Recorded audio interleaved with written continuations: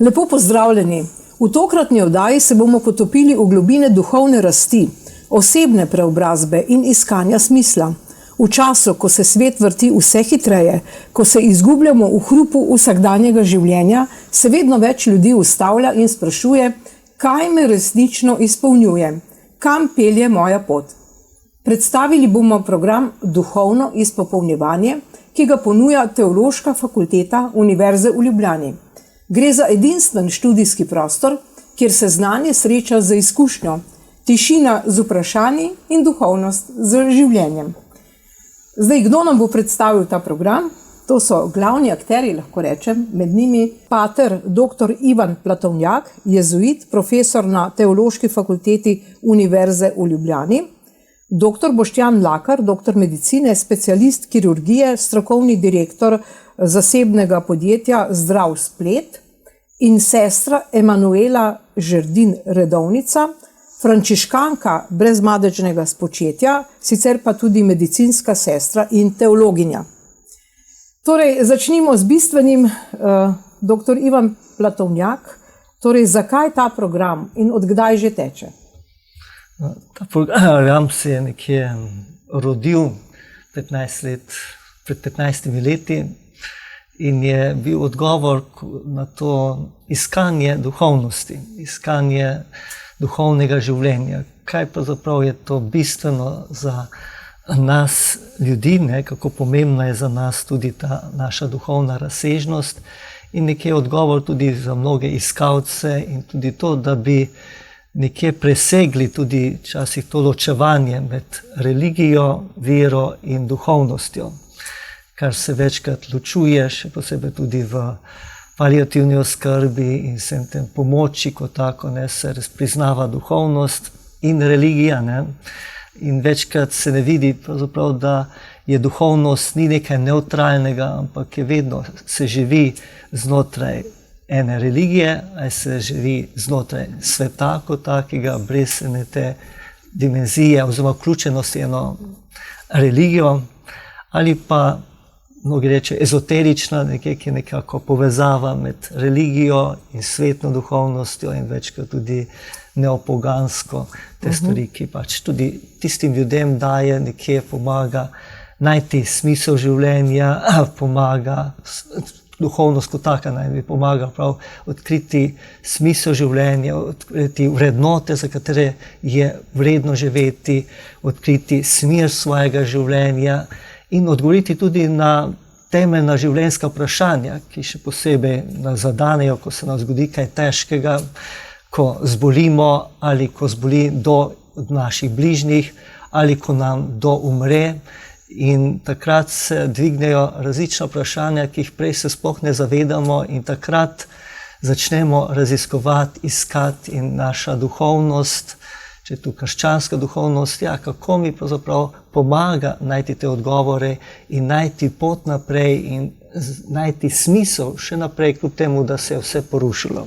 Torej, zanimivo, da na Teološki fakulteti v bistvu imate program, ki uči tudi širše o duhovnosti nasploh, ne samo o katoliški veri.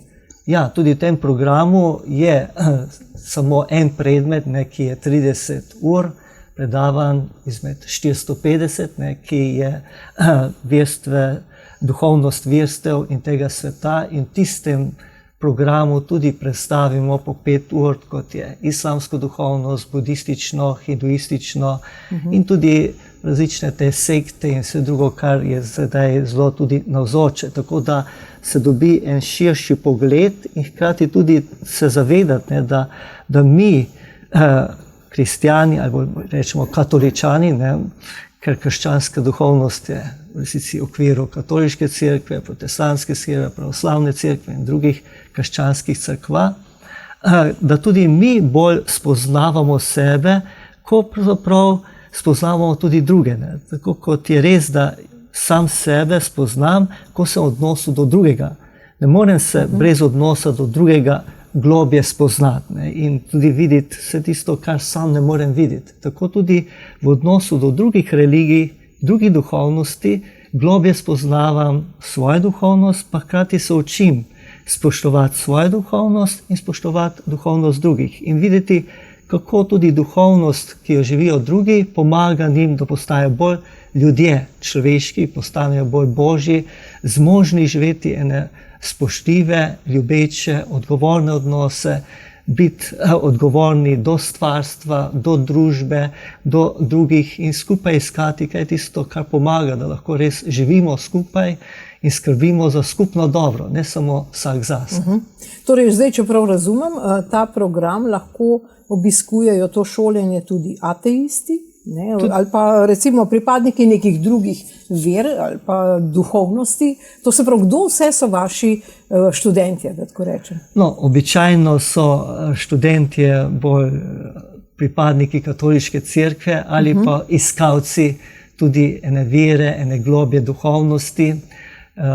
So pa tudi v tem času tudi bili na programu nekateri, ki niso verovali, ampak so želeli globje tudi odkrivati, kaj pravzaprav je tudi, da nudi krščanska vera, kakšna je tudi ta duhovnost in tudi eno odprtost, tako eno spoštljivo odprtost do drugačnosti in iskanje, kaj je tisto, kar njemu pomaga, da bi globje šel v globino svojega življenja, šel v globino medsebojnih odnosov, da bi odkril pravzaprav, zakaj pravzaprav on živi, zakaj je tisto, kar njemu daje moč za življenje. Tako da je tukaj odprto. Res pa nismo imeli še nobenega pripadnika kot drugih religij, da bi bil noter, ampak bolj večkrat iskalci, ki so tudi šli različne poti od budizma, hinduizma ali vsega drugega iskanja, ezoterike in so potem v tem programu pomagal jim nekje globje videti, povezati stvari in pomaga, da se odločijo, kako naprej živeti svoje življenje. No, seveda, tu imamo zdaj dva predstavnika medicinske stroke, da tako rečem. Dr. Boštjan Mlakar, vi ste specialist kirurgije, zdravnik. Zakaj ste se vi odločili za ta program? Ja, to je prišlo od zgoraj, bom rekel. Jaz sem bil velik iskalec, v najstniških časih sem se oddaljil od katoliške vere, ker nisem najdel nobenih odgovorov, se pravi, bilo je na preotročjem nivoju. In potem sem seveda iskal v raznih filozofijah, tudi na vzhodu, kaj je tisto več. In potem je dobesedno to prišlo kot en navdih, da grem pogledat na internet, videl ta program, me je nagovoril, sem šel k Patru Ivanu na pogovor in meni je bilo to jasno, da je to zame. Se pravi, v tem obdobju teh mojih notranjih navdihov je bilo več takih klicev, da naj se vrnem nazaj v cerkev, da imam vse tu doma, da ne rabim hoditi v Azijo, iskati resnice.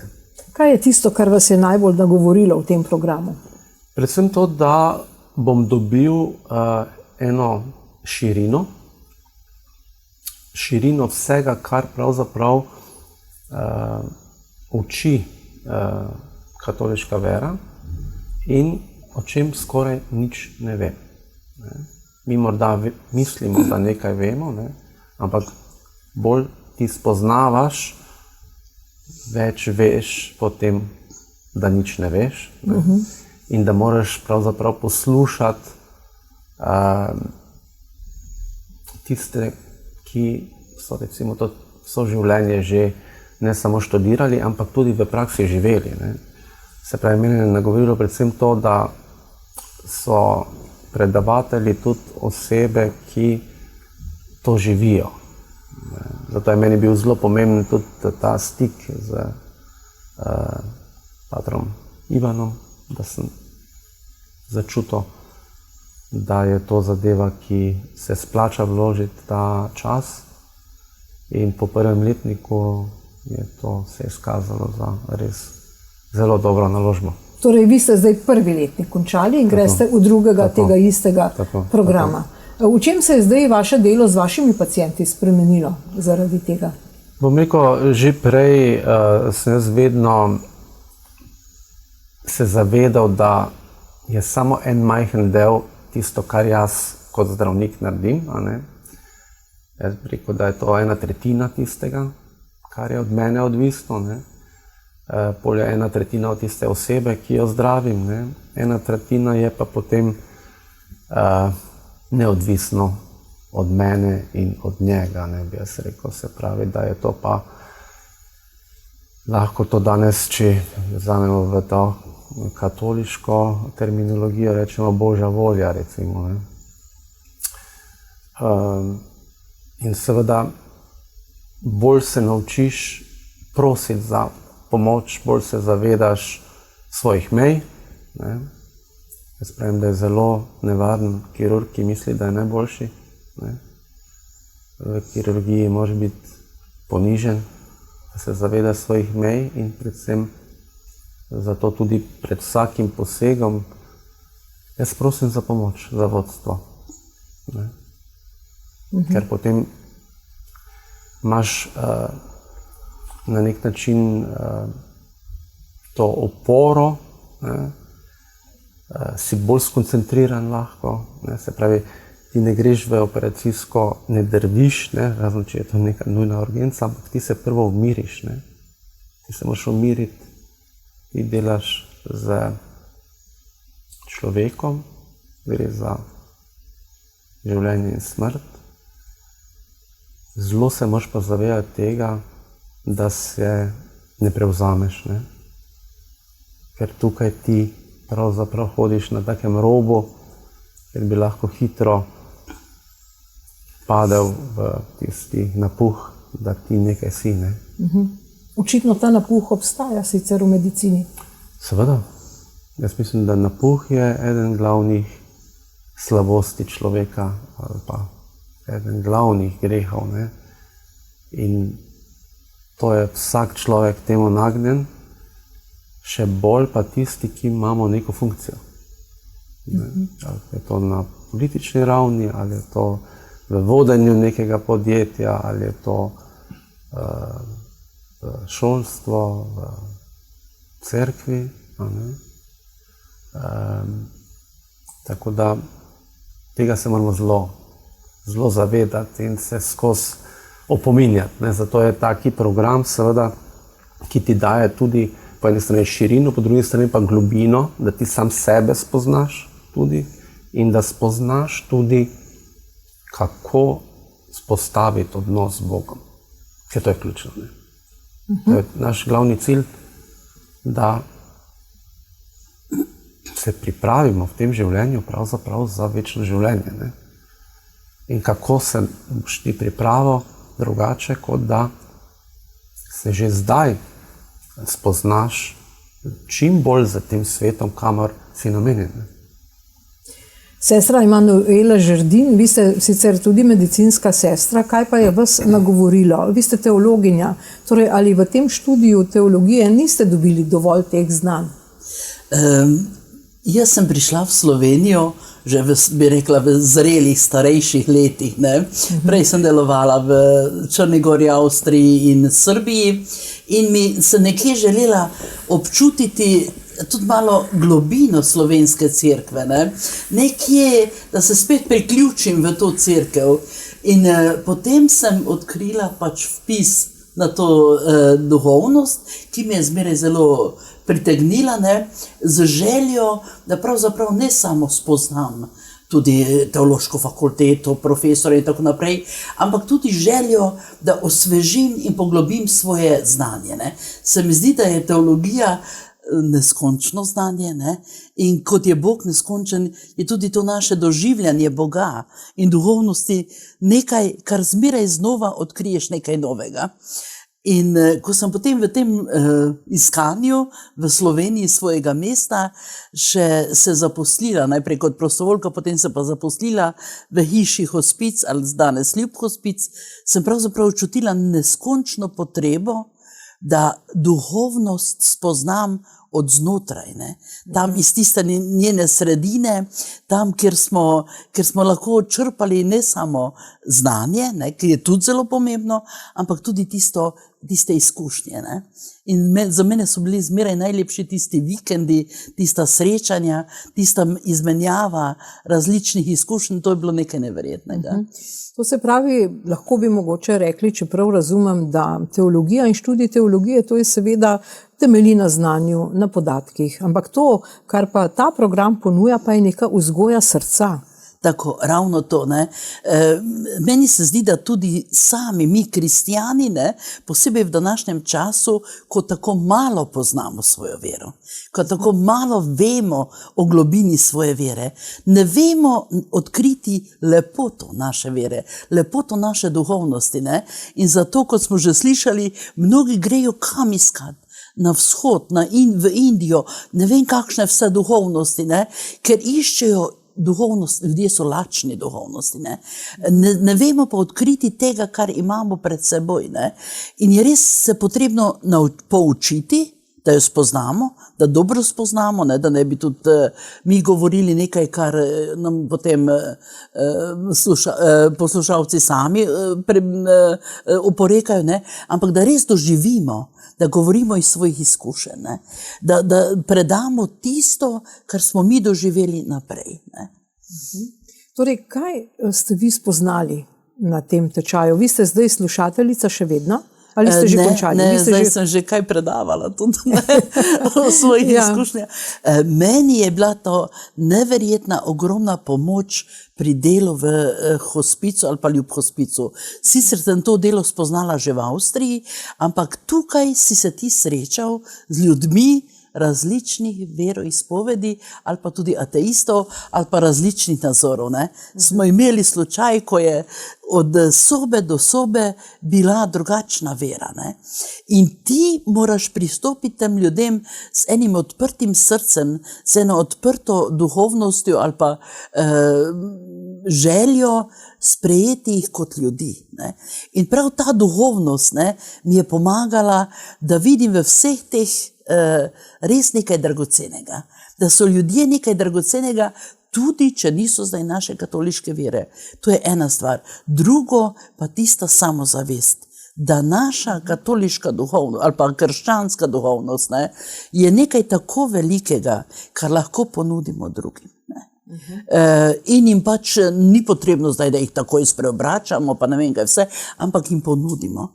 Da ne bo zmeraj pridobivanje za kakšno vero, tisto ne smeš to, ne smeš to, ne? To sem se poučila pri mladih, ne?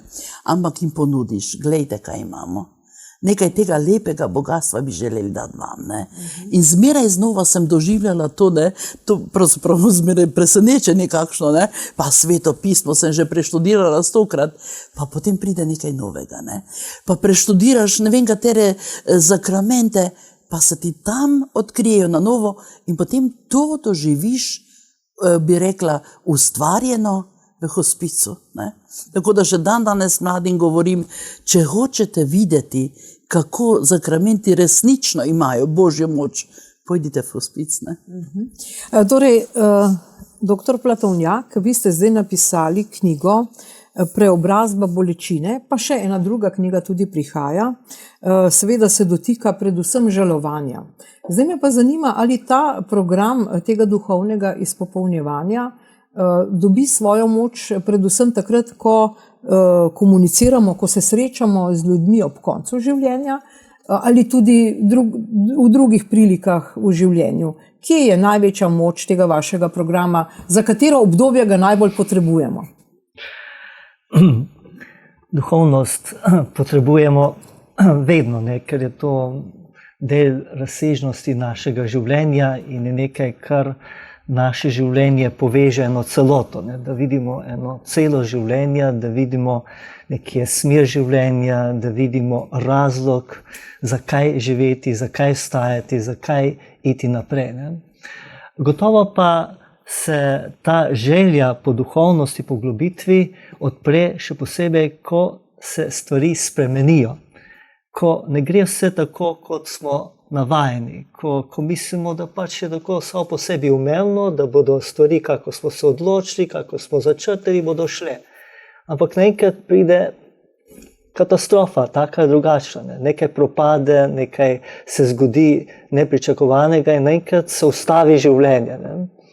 In takrat šele začnemo res raziskovati. Ne? Takrat začnemo iskati, zakaj je. Lahko pač se vržemo v obup, ne? Lahko rečemo, brez smisla je še karkoli delati, ne? Tudi živeti ljubezen, verovati Boga, da je ljubezen, ne? Pa sem zbolel, je zbolel moj bližnji, je umrl in se to, ali pa propadlo služba, propadlo drugo ali tretje, kar zakon lahko, marsikaj se zgodi v življenju, ne? Nepričakovanega. Ne? In je takrat, ne? Ali bom vse skupaj zavrgel, kako je brez smisla, pa bom živel en dan, ali pa resnici grem v globino in iščem odgovore na svoje vprašanja. In kadar najdem ob sebi ljudi, ne, ki ne mi sam dajo odgovor, ne, ampak stopijo z menoj na to pot iskanja odgovora. Kajti tudi ko pride ta program za žalovanje, ki ga imamo v Ignacijevem domu, 3-mesečni program, to je 6 srečanj za 2 uri, 14 dni, pridejo mnogi, ja, boste mi vi, ki ste strokovnjak, dali odgovor. Pravi, ne, jaz vam ne morem dati odgovora. Odgovor, tisti pravi odgovor, se bo zgodil v vas. Jaz lahko povem, kaj je meni dalo na moji poti žalovanja. Lahko poslušate drugim, kaj jim je dalo moč, odgovor na njihova vprašanja. Lahko prebirate svetopismo, lahko prebirate, poslušate različne ljudi, ampak tisto, kar bo vam dalo moč iti naprej, ta odgovor se mora zgoditi v vas. Ne? In to je tisto, kar pravzaprav tudi potem duhovnosti, zato tudi v ta program pridejo zelo različni ljudje. Pridejo vdoveli, pridejo poročeni, pridejo ločeni, pridejo z različnimi izkušnjami, kot smo tukaj videli, ne, tudi zdravnik, iskalec, sestra Emanuela, ki je že poznala vso teologijo, vse te stvari in najrazličnejši ljudje. In tukaj je eno bogatstvo tudi, ne, tej različnosti, ko se učijo drug drugega spoštljivo poslušati. Da ne poučujejo drug drugega, ampak poslušajo in dajo drugemu, ki ga poslušajo, prostor, da lahko izreče tisto, kar nosi v sebi, da je slišan, da je sprejet in da lahko potem v svobodi izreče sebe in v svobodi išče odgovore. In hkrati tudi mi sami ob tem, ko smo deležni zaupanja, ko drugi deli najbolj tudi osebne stvari, da vidimo, ne, kako pravzaprav gojimo eno bratstvo, gojimo eno skupnost, ne, je pravzaprav se ustvarjeno občestvo, ne, in moč občestva, kjer drug z drugim zaživimo res kot bratje in sestre, kot tisti, ki smo drug drugemu dani na pot zorenja. Ne. V kolikšni meri je ta vaš program za duhovno izpopolnjevanje neka skupnostna izkušnja? Torej nekaj, kar dobiš samo v tej skupnosti, v tej skupini, ali bi lahko to tudi vsak sam, tako s pogovorom 1 na 1, da tako rečem, samo z vami dobil? Tega v resnici ob skupnostnega izkustva ne morem dobiti z pogovorom 1 na 1, ne morem dobiti tudi z branjem, ne morem dobiti samo s poslušanjem, ne, predavanj, ampak v resnici, ko se ustvari skupnost in ko se odprem in tvegam iti sebe in izreči to, kar nosi v sebi, svoje vprašanje, iskanja, svoje odgovore. In to podelim z drugimi. Tako, da delim z drugimi in začutim nekje tisto, kako me pravzaprav tudi Bog, Oče, po Kristusu v Svetem Duhu tako odpira, prihaja meni naproti in mi pomaga odkrivati, kako preko vsakega me on tudi poučuje in me preseneča za svojo ljubeznijo, svojim spoštovanjem in mi pomaga, da postajam vedno bolj to, kar sem, Božja podoba, postajam njegov otrok, sin, hči.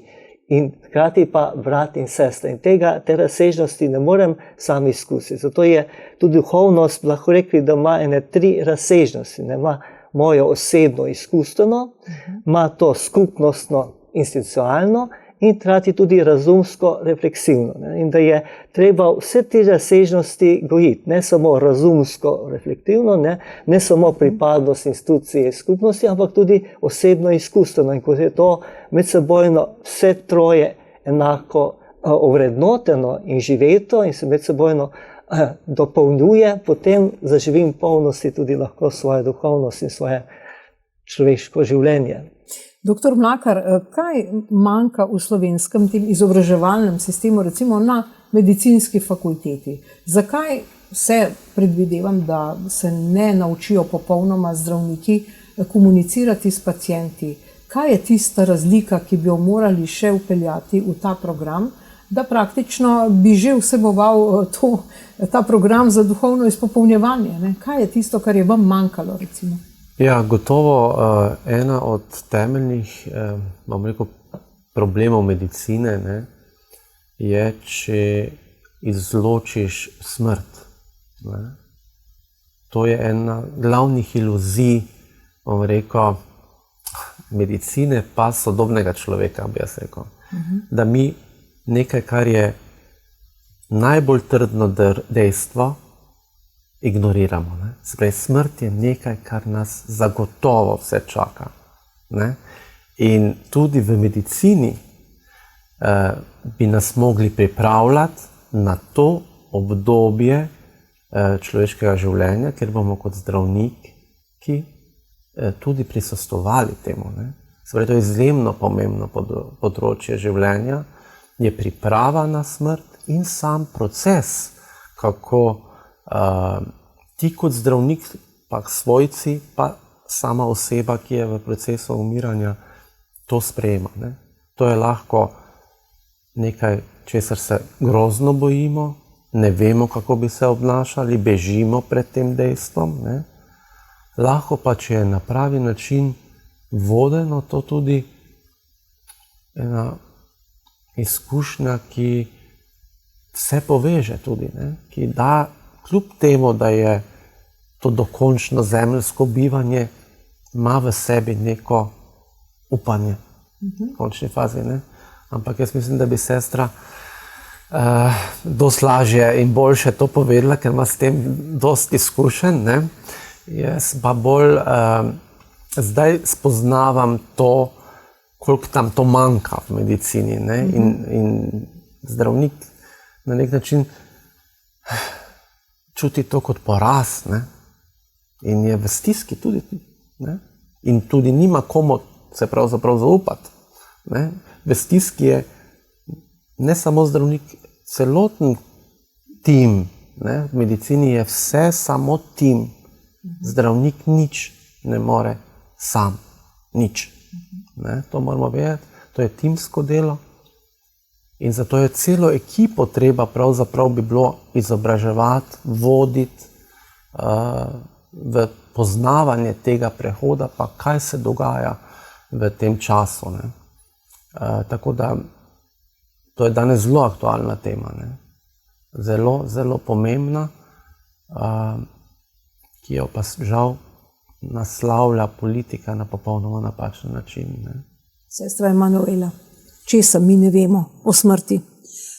Da se smrt in umiranje ne dogaja samo na telesnem področju, ampak celostni človek, torej tudi na duhovnem, duševnem in telesnem in tudi socialnem področju. Da se, ko nastopi umiranje, pravzaprav vse te dimenzije nekje vključijo in je potrebno dati odgovor na vsa ta vprašanja. Ne? Ali pa pomoč, bolj mogoče pomoč, ali pa spremljanje na vseh teh področjih. In kot je gospod dr. Mlakar že rekel, veste, tega se ne učijo mladi zdravstveni delavci.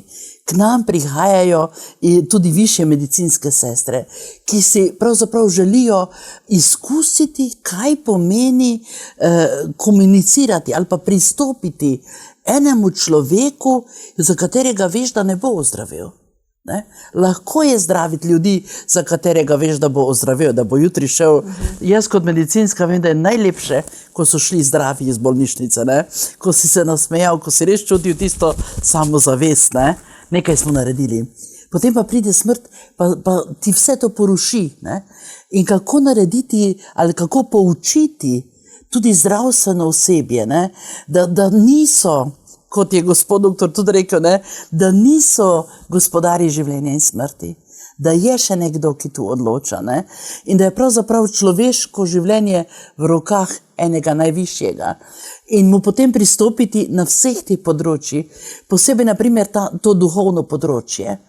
Kolikokrat, prav ko so potešeni ali pa izpolnjeni ta duhovna potreba, kolikokrat se potem tudi lajšajo in bolečine, in nemir, in lažje umiranje.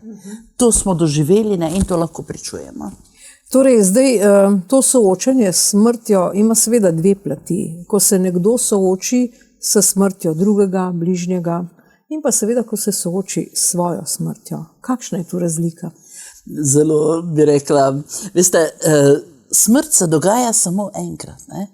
In ti greš, ti lahko spremljaš, spet pravim ti, lahko spremljaš ne vem koliko ljudi ob njihovi smrtni postelji. Jaz zmeraj pravim, prav gotovo je najmanj 200 ljudi umrlo na teh mojih rokah. Od Črne Gore do Avstrije, Slovenije, ampak še zmeraj malo trepetam pred svojo smrtjo, ker je to pot, po kateri bom šla samo enkrat, pot v neznano.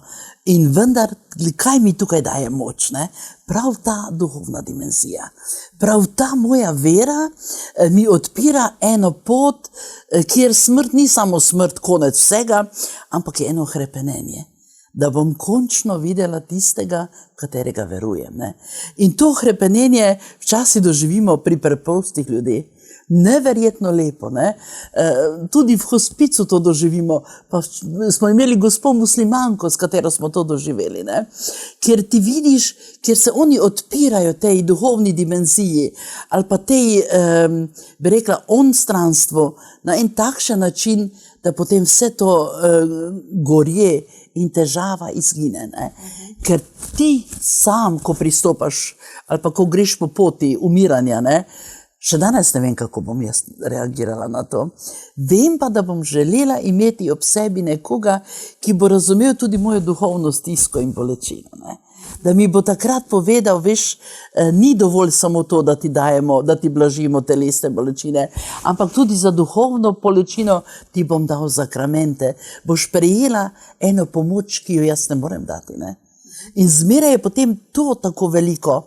Nekdo mi pomaga tudi takrat, ko se zdi, da se ne da ničesar več narediti.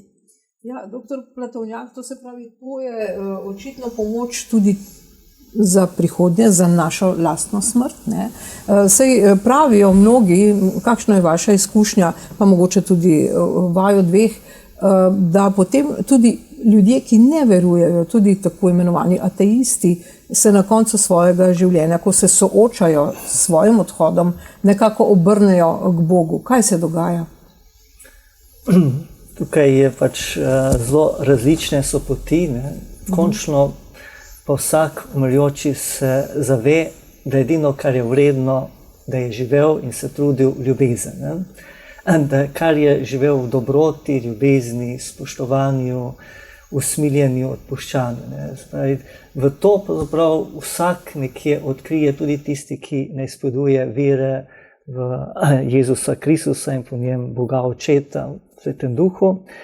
In končno pa je tudi tukaj, ne? Mi verujemo, da je Bog ljubezen, ne? In če živimo ljubezen, ostajamo v njegovi ljubezni in bomo celo večnost tej ljubezni, ne?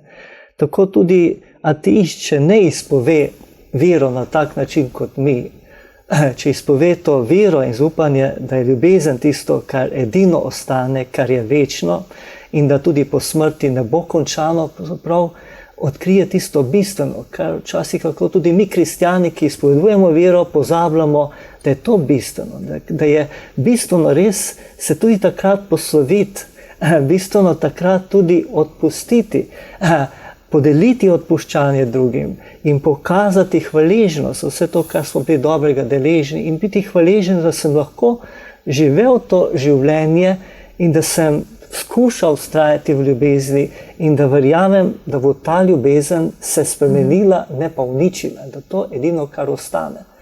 In to je tisto, kar prezremo, ne? Prezremo pravzaprav tisto bistveno, prezremo, kako pomembno je sprejeti tudi ta proces umiranja, ki pravzaprav tudi mene počloveči, me poboži, tudi ko grem v to noto, ko ne bežim od tega, ne, ko upam si priznati, se bo končalo, in hkrati tudi drugim, ki so ob njem, ne, da tudi to spremejo. Zato sem tudi napisal knjigo in upam, da bo čez en mesec že zunaj, Prezrti čas, da pravzaprav prezremo ta čas milosti, ta čas svetosti, ta čas, ko se dogajajo res največje stvari, ko postajamo v resnici ljudje v polnosti, da tako tisti, ki umire, tako tisti, ki smo ob njih, in da je to nekaj, kar gre kar mimo nas in nam ne pomaga postati bolj ljudje, bolj božji, ker se ne upamo soočiti tudi z umiranjem in z smrtjo. No, ampak če pogledamo tudi življenje do smrti, ne? Vse življenje pravzaprav, vsaj kot se zdi, precej hitimo, smo v nekem stresu, imamo neke cilje, ki jih uresničujemo, se pa mogoče premalokrat vprašamo, zakaj sem hvaležen, kdo ima mene rad, koga imam jaz rad, kaj me navdihuje. Kaj vi učite na tem programu? Ena izmed stvari, ne, ki je gotovo, je prav ta drža zavedanja in drža hvaležnosti. Zato apostol Pavel, ne, tudi pravi, v vsem se zahvaljujte Bogu, to je Božja volja za vas. Ne. Se pravi, zavedati se v vsaki situaciji, ne da se bom zahvaljeval tudi za trpljenje, da bom se zahvaljeval za smrt in vse te stvari, ampak zahvaljevati to, da nisem sam v tem, ne, da je Bog vedno z mano, da sem vedno v tej ljubezni in da se mi treba sam soočati z temi težavami. Kot je rekel dr. Mlakar, ne, da ne gre sam operirati, ampak gre skupaj z njim. Ne, da sestra Mala ne gre sama tem v hospicu, ki umira, ampak gre skupaj z njim, gre v tej njegovi ljubezni. In to tisto daje en mir, to tisto, kar nam pomaga, da premagamo nekje tisto, ja, včasih depresijo, včasih stres, včasih tisto nemoč, en strah, ki nas hromi, da se zavedamo te bližine njega, ki nas nosi, tej svoje ljubezni, in da smo mi sodelavci te ljubezni, so sodelavci te dobrote, ki vse drži in neka načrta tudi dobrote za vse človeštvo. Torej, doktor Mlakar, vi ste prej rekli, da ste bili nekak iskalec, mislim, to smo mi vsi, sploh pa mladi ljudje, skozi vse življenje, tudi drugje po svetu. Torej, kje vse ste bili in kaj je tisto, česar tam niste našli? Bom rekel, jaz sem vedno nekje poslušal, kar me je nagovorilo. Ne? In to je bila mogoče recimo kakšna knjiga, recimo od budizma, potovanje recimo v Azijo, kakšen tečaj za samopomoč, za učenje meditacije itd. Skratka, vse to, zdaj razumem, me je pravzaprav pripravljalo in mi bilo v pomoč, da bolj znam sebe, poznam bolj sebe in znam sebe umiriti. Kar je tudi zelo potrebno v krščanstvu.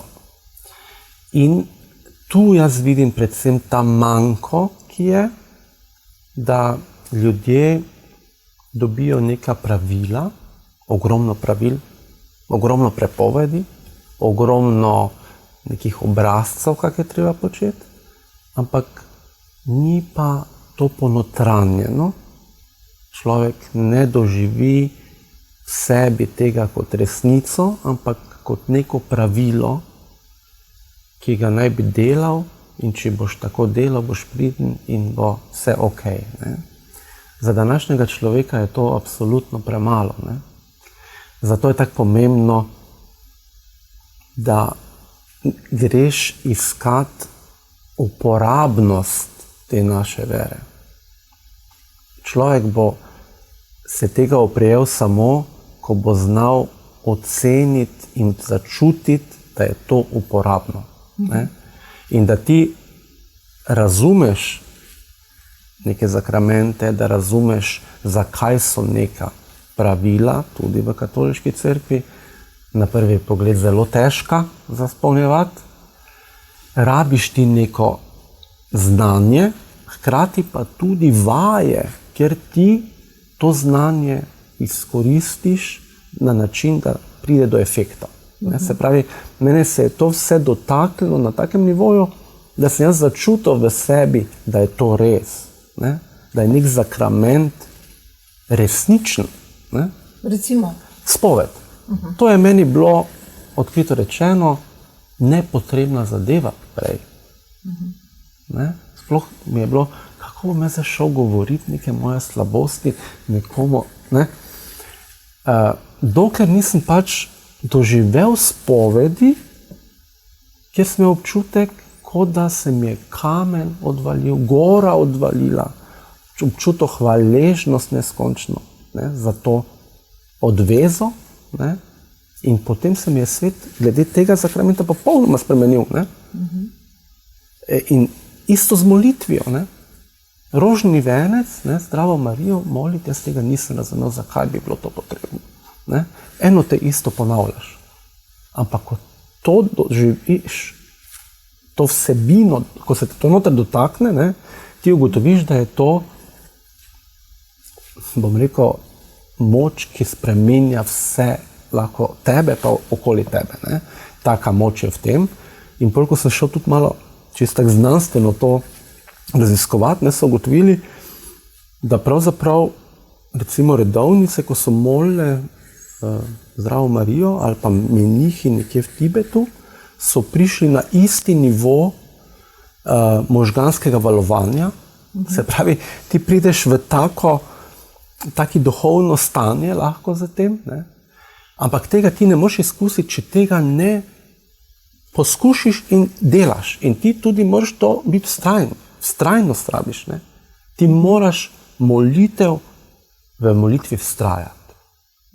In to je ena glavnih zadev, ki je sodoben človek mogoče zelo težko razume. Sploh nek mlad, kaj bom jaz zapravljal čas, pa bom molil eno te isto. Ne? Ampak to te lahko izjemno globino propelje in v notranjo srečo in moč in neverjetno. Ne? In vse te zadeve pravzaprav se mi na nek način učimo na tem duhovnem izpopolnjevanju, ker imamo praktične vaje tudi. Imamo praktične vaje. Recimo, kako je videti recimo praktična vaja, s katero sem se zdaj kar dosti ukvarjal, je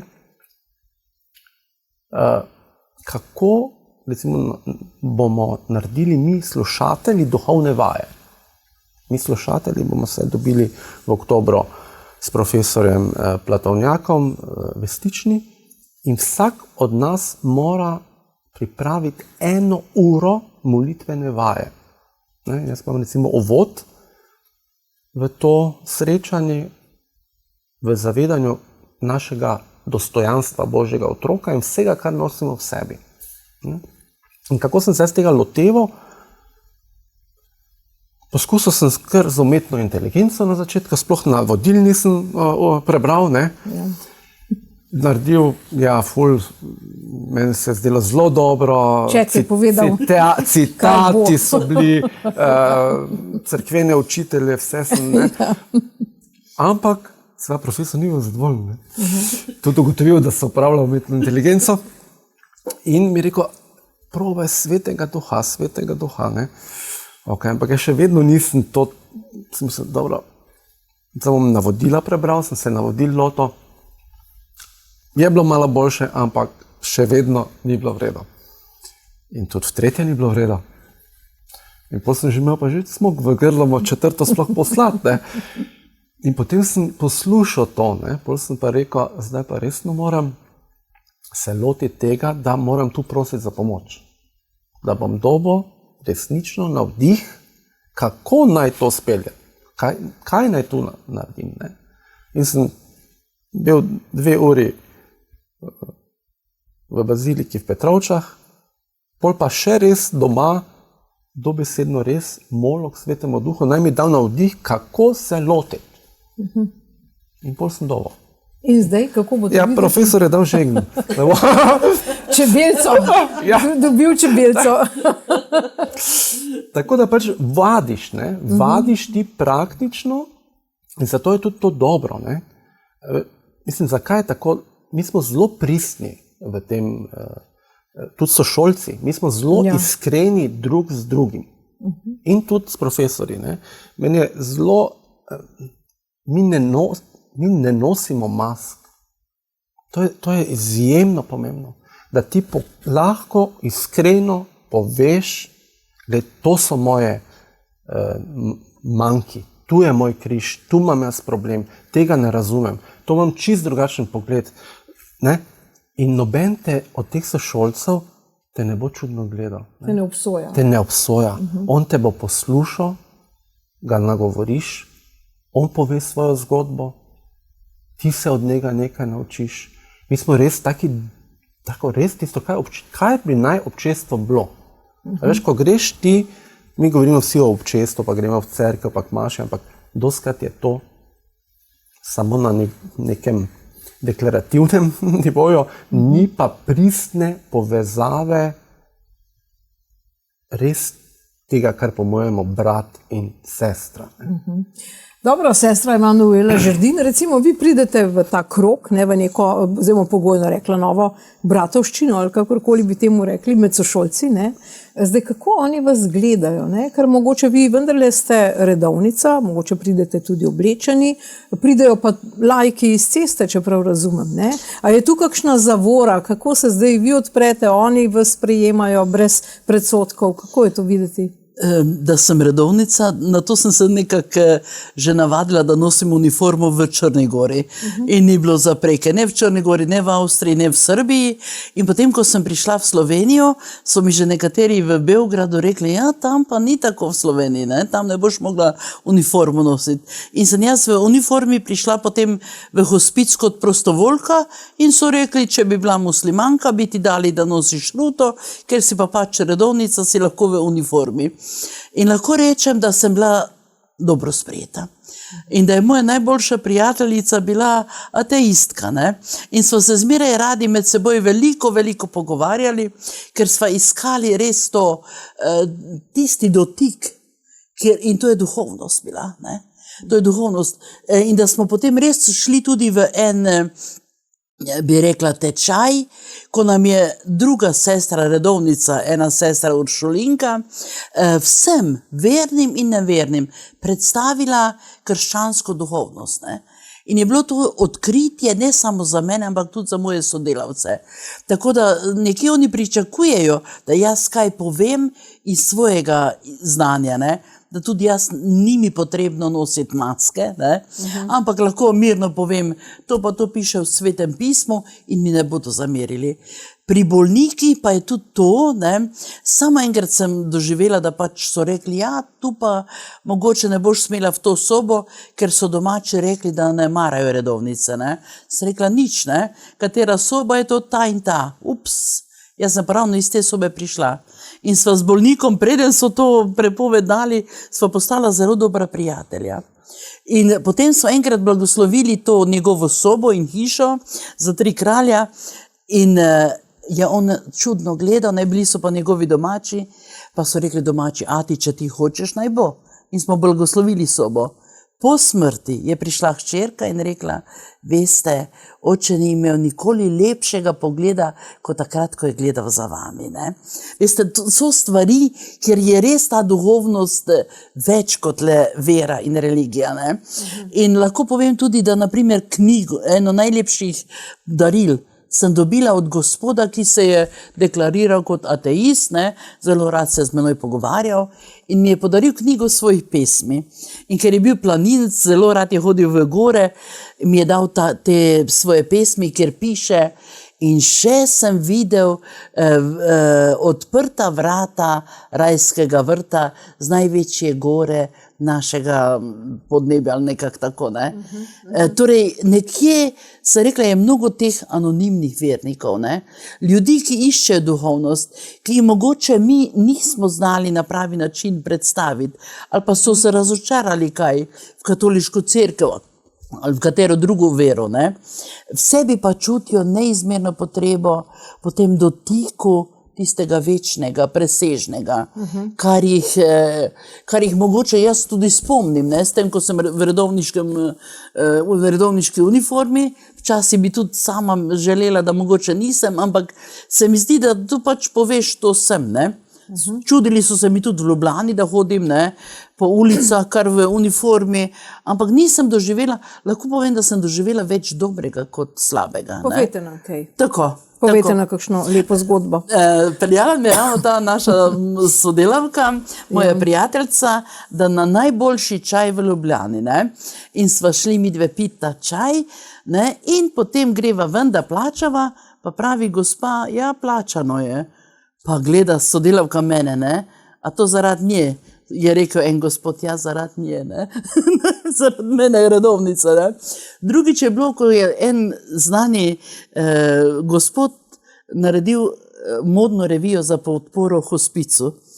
In sem seveda jaz morala iti, ne. Kot redovnica sem šla na modno revijo. Na pisto? Na pisto ne, ampak o pisti, ne. In kaj se zgodi? Po modni reviji pride ena čudovita manekenka in mi podari stekleni križ na eni krasni ruti. In je spet bila z menoj ta sodelavka in je rekla, ne bom več s teboj hodila. Mislim, veste, več dobrega kot slabega, ne? Seveda, to sprejmeš, ne? Da se ti tudi včasih kdo kriči kaj na tebe, pa tako, ampak nekje pa predvsem se mi zdi, da ko hodim v uniformi, nekje izzivaš ljudi s tem, ko si v uniformi, ne, da pomislijo na nekaj drugega. Ne na mene osebno, ampak na Boga. No, ampak kot redovnica, mogoče nam lahko razložite, zdaj nek dogodek je bil v Avstriji, samostan Eisbeten v Avstriji, tja so se 3 redovnice vrnile iz doma starejših občanov. Povejte nam, kaj se je zgodilo? Kaj bi morali one na ta tečaj duhovnega izpopolnjevanja ali v tem domu ali kako je, ali pa mogoče v samostanu, ki jih podi v dom?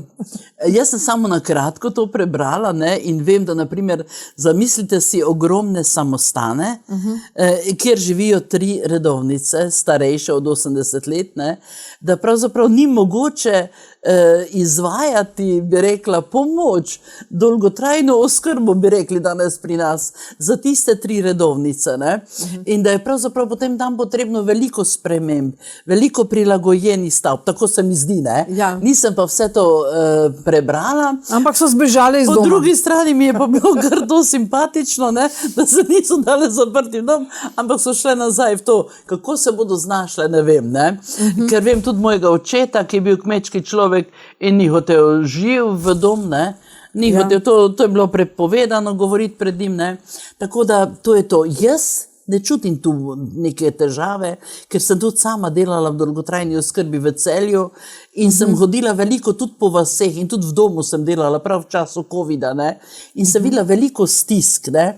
In tudi veliko tega, koliko še vendar ljudje skrbijo za svoje domače.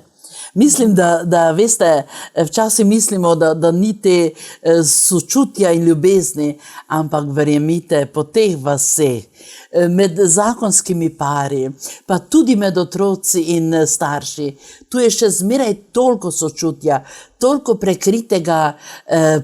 prekrite pomoči, ljubezni, da mislim, da nas to drži. Dobro, doktor Platovnjak, za konec, poglejmo zdaj skozi ta vaš program.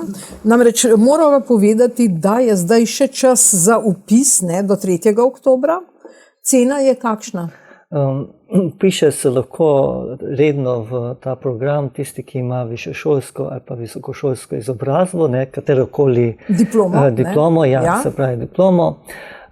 In da je cena celotnega programa 2 let, je enoletni program, ki se 2 leti izvaja, ne, je 1500 evrov in je tukaj na 4 obroke, da se pač lahko tudi razdeli, ni treba naenkrat. In, koliko je pouka, kdaj se dogaja? Pouk se dogaja ob sredah popoldan, ob 4:30 do 15:09 je 5 ur predavanj. Mes so pač malo kratki odmori. Drugo je tudi zdaj po covidu, po vse to stvari, je takrat smo začeli pač po Zoomu tudi, ne. In je tudi zdaj, kateri so daleč, ne, in se težko pripeljejo, ne, ali pa celo tudi so samostana, ne, so zdaj bili kar že nekaj sester iz Karmela, ne, Sore. in ne morejo pač hoditi na predavanja. Ne.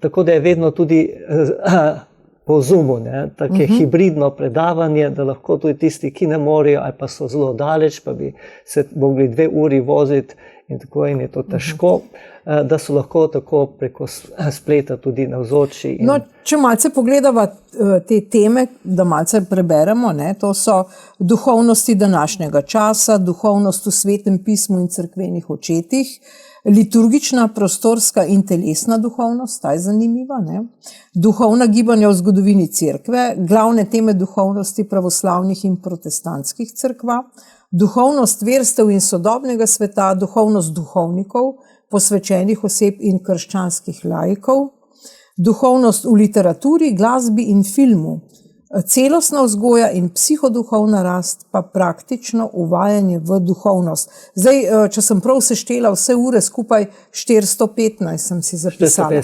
450. Dobro, povejte mi zdaj, ali vas je kdo od udeležencev posebej presenetil? Pravzaprav me vsi presenetijo, ker sploh tisti, ki so pripravljeni vstopiti noter in ki so pripravljeni se odpreti temu, kar je ponujeno, sodelovati in videti, kakšen proces se skozi te 2 leti res zgodi vsakem. Tako da sem hvaležen za vsakega slušatelja, hvaležen za vsak korak, ki ga je naprej naredil, ker je v resnici to en študij iz življenja za življenje, to ni stopenski študij, ni diplomski študij in je tukaj, da se pomaga, ko na neki stopni duhovne zrelosti, iskanja, naredi en korak naprej. In ko konča, ima kakšno potrdilo? Dobi potrdilo, je certifikat, ker potrjuje, da je obiskoval in naredil ta program, je dano od Univerze Ljubljane in se dobi to potrdilo, certifikat. Verificirano praktično. Ja, tako je. Tudi za 40 kreditnih točk, kot je celotno ta program, ki je tudi ovrednoten, tako da je nekeno priznanje in tudi listina, ki jo dobijo. In ta, ki to konča, kaj lahko počne? Lahko dobi kakšno posebno službo, kakšno delo? Žal tak posebno službo ni. Nekateri začutijo tudi eno željo, poklic tudi postati kot duhovni spremljevalec. Se lahko potem tudi naprej izobražujejo in tudi to se bolj posvetijo. Večina pa, kot smo videli pri doktorju Mlakarju, sestri Mlani, tisto, kar delajo na nov način. Če je v enem drugem duhu, neki drugi širini in globini. In to se mi najbolj pozdi pomembno, da tudi so z najrazličnejših poklicov, da tja prinesejo eno drugo razsežnost razmišljanja, odločanja, gledanja, odzivanja. In to je tisto, kar so kot kvas, sredi tega sveta, so kot luč psov sredi tega sveta. In to je tisto pomembno. Tudi kateheti, ki pridejo, rečejo, ja, na nov način zdaj pristopam do veroučencev, na nov način vodim katehezo, duhovniki tudi, sem dobil na novo osvežitev tudi svojega poslanstva, ali kdorkoli je bil. Dobro, končajmo s tem. Torej, spoštovane gledalke in gledalci, če vas je tale oddaja nagovorila, kot rečeno, do 3. oktobra je še čas, da se vpišete v ta program. 2 leti traja, tudi ni prav zelo drag, lahko je možno plačilo na obroke, če smo prav razumeli. Sicer pa toliko za tokrat, dr. Platovnjak, dr. Mlakar in sestra Emanuela Žerdin, najlepša hvala za ta pojasnila. In hvala za pozornost. Nasvidenje.